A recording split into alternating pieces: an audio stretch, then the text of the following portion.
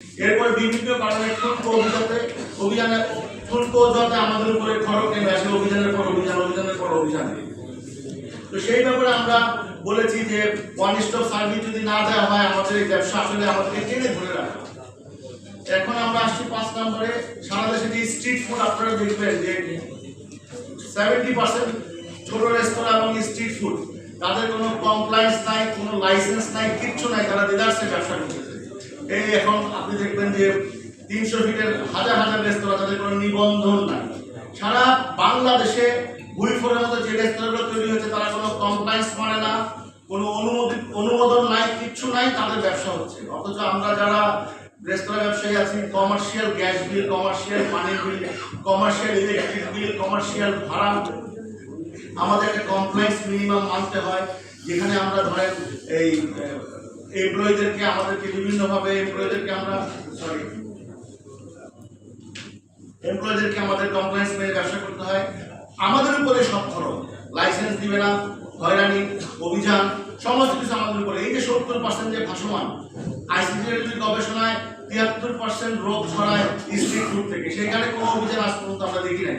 এই যে সরকারের বিমাতাসুলভ আচরণ, এই যে বৈষম্যমূলক আচরণ, সেটা যদি অব্যাহত থাকে, আমরা সারা বাংলাদেশে যারা রেস্তোরাঁ বৈধ ব্যবসায়ী আছি, আমাদের রেস্তোরাঁ বন্ধ করা ছাড়া আর কোনো বিকল্প পথ থাকবে না। আমরা বলতে চাই, নতুন সরকার আসার আগে যেন এই আমলাতন্ত্র আমাদের উপর কোনো নতুন খরচ না নামায়, সেই ব্যাপারে আমরা হুঁশিয়ার করে দিতে চাই। আর অত্যাচার আর জুলুম আমরা সহ্য করবো না। নির্বাচনী ইশতেহারে রেস্তোরাঁ খাতের জন্য রাজনৈতিক দলগুলোর সুনির্দিষ্ট প্রতিশ্রুতি চাই।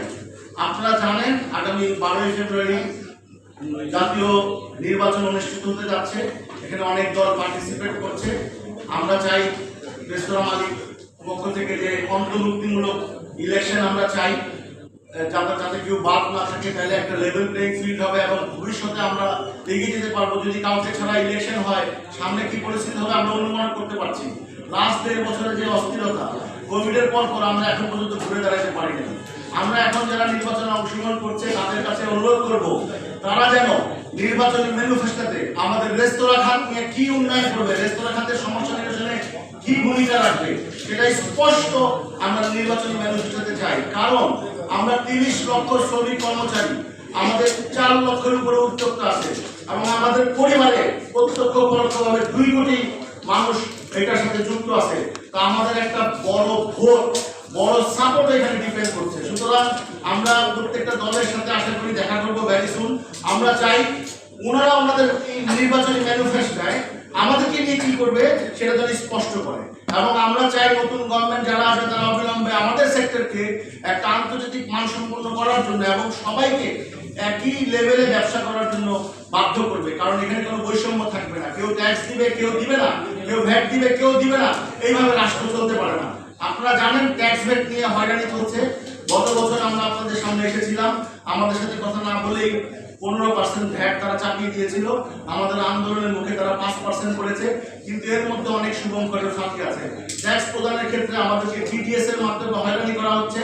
আমরা ইন্ডিয়ার চেয়ারম্যান মহোদয়ের কাছে দেখা করেছিলাম, উনি আমাদেরকে আশ্বস্ত করেছিলেন যে ঠিক আছে, নেক্সট যে ইয়েতে আসবে, বাজেট আসবে, সেখানে টিডিএস রাখবেন না, এবং আমাদেরকে ইন্ডাস্ট্রিয়াল কমপ্লায়েন্স যেভাবে আমাদের উপর চাপিয়ে দেওয়া হয়েছে সেটা ওনারা রাখবেন না, এবং আমাদেরকে কথা দিয়েছেন যে কেটারিং সার্ভিসের উপরে 15% ভ্যাট আছে। এই যে শ্রমজীবী কর্মজীবী মানুষরা যেখানে খায়, সেখানে যদি একই ফুড সাপ্লাই হিসেবে দেওয়া হয়, 15% ভ্যাট তারা সেখানে নির্ধারণ করেছিল। এই জন্য অনেক মালিক পক্ষ তাদের শ্রমিক কর্মচারীদেরকে খাবার দিতেন না বিভিন্ন অফিসে, ইন্ডাস্ট্রিতে। এই যে অব্যবস্থাপনা টোটালি একটা সেক্টরে, সেই সেক্টরে ভ্যাট ট্যাক্স প্রদানের জন্য আমরা সহজীকরণ চাই এবং সবাইকে অন্তর্ভুক্তি চাই। কেউ ভ্যাট ট্যাক্সের আওতায় আওতার বাইরে থাকতে পারবে না। এনবিআর অসাধু কর্মকর্তারা যেভাবে চাঁদাবাজি করে, এই যাদের নিবন্ধন নাই, যাদের অনুমতি নাই, সেটা বন্ধ করতে হবে। কারণ আমরা ভ্যাট ট্যাক্স দিব, অন্যরা ভ্যাট ট্যাক্স দিবে না, এটাই সমাজে চলতে পারে না। আর কতদিন চলবে?